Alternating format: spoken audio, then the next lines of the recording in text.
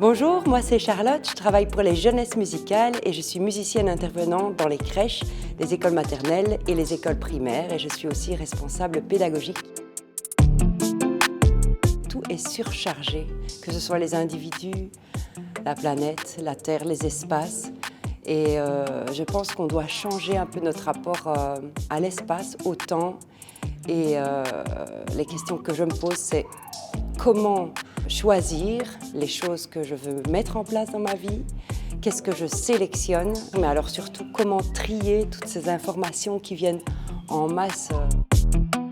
On peut essayer de s'alléger, d'éliminer les choses qui sont superflues. Je pense que tout le monde est en mesure de pouvoir connaître et savoir ses besoins et d'essayer de ne pas toujours vouloir plus, mais de garder les choses essentielles, d'avoir chacun un peu moins, mais alors que ce soit de qualité. Il ne faut pas avoir peur en fait, il faut considérer que tout est possible au niveau intérieur.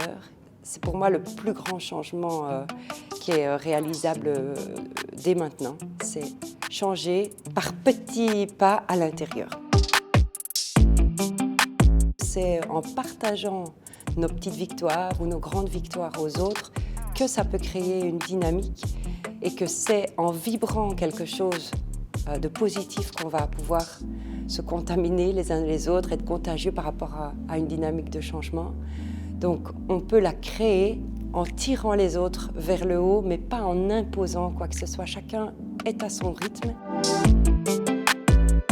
Ce n'est pas une question d'âge, mais plutôt une question de personnalité, de direction et de vibration. Moi, vraiment, je me dis que les humains ont énormément à faire ensemble, quoi. Que c'est en se connectant les uns aux autres, peu importe les âges, qu'on va trouver de nouveaux chemins.